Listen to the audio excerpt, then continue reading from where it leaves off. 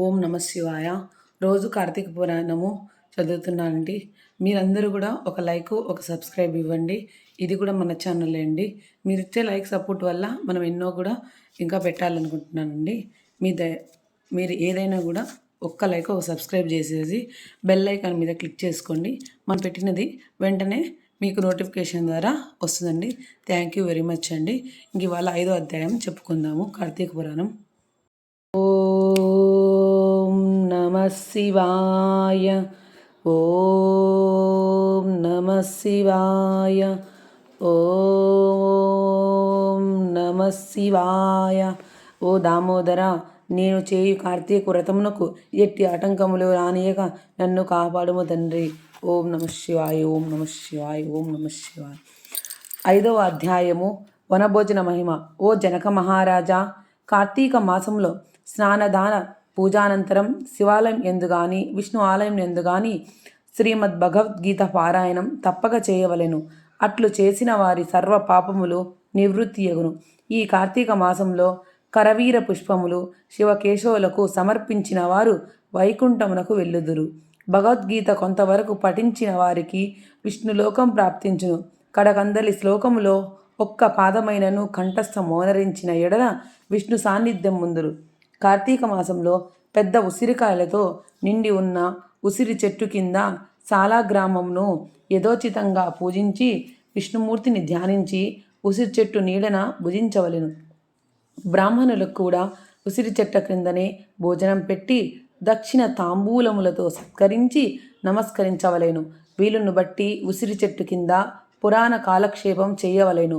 ఈ విధంగా చేసిన బ్రాహ్మణ పుత్రునకు నీచ జన్మ పోయి నిజరూపం కలిగెను అని వశిష్ఠ వారు ఇట్లు సాయిరాం బాబా చెప్పిరి. అది విని జనకరాజా, మునివర్య, ఆ బ్రాహ్మణ యువకునికి నీచ జన్మ ఏల కలిగెను, దానికి గల కారణమేమి అని ప్రశ్నించగా వశిష్ఠుల వారు ఈ విధంగా చెప్పనారంభించింది. కిరాత మూషికములు మోక్షము నందుట. రాజా, కావేరీ తీరమునంద చిన్న గ్రామమున దేవీ శర్మాయను బ్రాహ్మణుడు కలడు. అతనొక పుత్రుడు కలడు. వాని పేరు శివశర్మ. శివశర్మ చిన్నతనం నుండి భయభక్తులు లేక అతి గారాభముగా పెరుగుట వలన నీచ సాహసములు చేసి దురాచారపరుడై మెలుగుచుండెను. అతని దురాచారములు చూచి ఒక నాడతని తండ్రి కుమారుణ్ణి పిలిచి బిడ్డా, నీ దురాచారములు కంతు లేకుండా ఉన్నది. నీ గురించి ప్రజలు పలు విధములుగా చెప్పుకొనుచున్నారు. నన్ను నిలదీసి అడుగుచున్నారు. నీ వల్ల కలుగు నిందలకు సిగ్గుపడుచు నలుగురిలో తిరగలేకపోవచ్చున్నాను.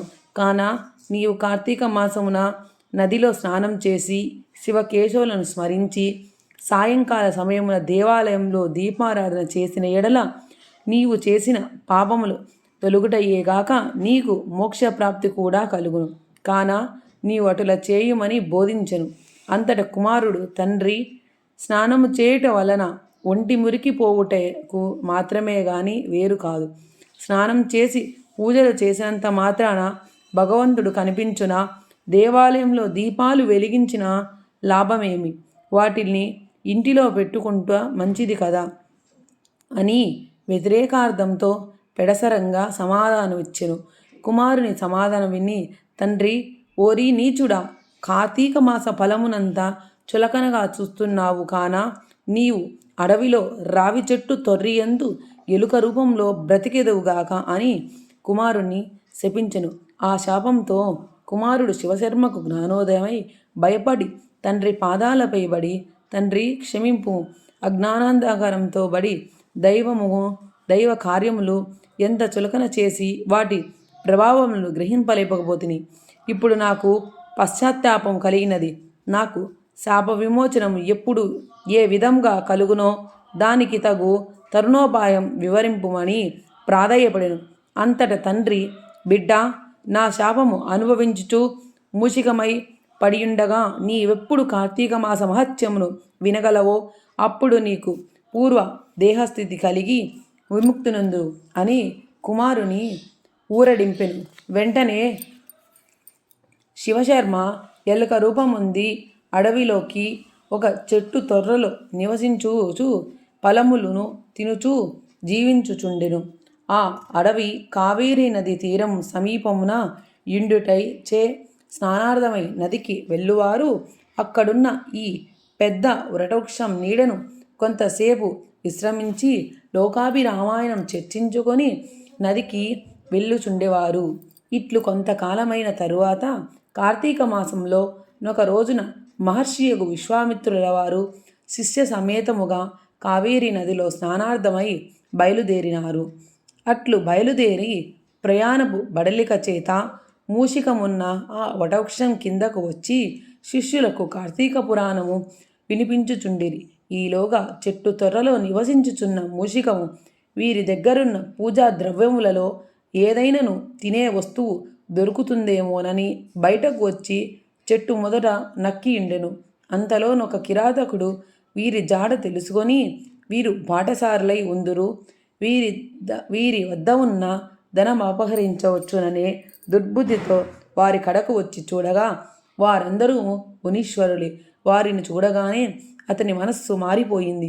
వారికి నమస్కరించి, మహానుభావులారా, తమరెవరు, ఎందుండి వచ్చితిరి? మీ దివ్య దర్శనముతో నా మనస్సులో చెప్పరాని ఆనందం కలుగుచున్నది గాన వివరింపుడు అని ప్రాధేయపడి అంత విశ్వామిత్రుల వారు, ఓయి కిరాతక, మేము కావేరీ నదీ స్నానార్థమై ఈ ప్రాంతంకు వచ్చితిని. స్నానమాచరించి కార్తీక పురాణంను పఠించుచున్నాను. నీవును ఇచ్చట కూర్చుండి సావధానుడవై ఆలకింపుము అని చెప్పిరి. అటుల కిరాతకుడు కార్తీక మహత్యమును శ్రద్ధగా ఆలకించుచుండగా తన వెనుకటి జన్మ వృత్తాంతం జ్ఞాపకం వచ్చి పురాణ శ్రవణాంతరం వారికి శ్రవమిల్లి తన పల్లెకు పోయెను. అటులనే ఆహారంకై చెట్టు మొదట దాగి నుండి పురాణమంతయు వినుచుండిన ఎలుక కూడా తన వెనుకటి బ్రాహ్మణ రూపం నుండి, మునివర్య ధన్యోస్మి, తమ దయవల్ల నేను కూడా ఈ మూషిక రూపం నుండి విముక్తుడినైతిని నని తన వృత్తాంతం చెప్పి వెడలిపోయింది. కనుక ఓ జనక, ఇహములో సిరి సంపదలు, పరలోకమైన మోక్షము కోరువారు తప్పక ఈ కార్తీక పురాణం చదివి ఇతరులకు వినిపించవలెను. పంచమాధ్యాయం 5వ రోజు పారాయణం సమాప్తము. ఓం నమ శివాయ. లింగాష్టకం. బ్రహ్మమురారిసురాచితలింగం నిర్మలభాషితశోభితలింగం జన్మజ దుఃఖ వినాశకలింగం తత్ప్రణమామి సదాశివలింగం దేవముని ప్రవరాచితలింగం కామదహన కరుణాకరలింగం రావణదర్ప వినాశకలింగం తత్ప్రణమామి సదాశివలింగం సర్వసుగంధసులేపితలింగం బుద్ధివివర్ధన కారణలింగం సిద్ధసురాసుర వందితలింగం తత్ప్రణమామి సదాశివలింగం కనకమహామణిభూషితలింగం ఫణిపతివేష్టిత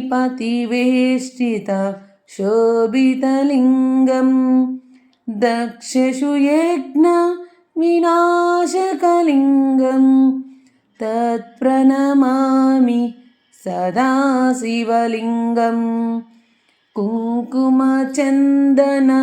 లేపితలింగం పంకజహార సుశోభితలింగం సంచిత పాప వినాశకలింగం తత్ప్రణమామి సదాశివలింగం దేవగణార్చిత సేవితలింగం భావై భక్తివి రేవచలింగం దినకరకోటి ప్రభాకరలింగం తత్ప్రణమామి సదాశివలింగం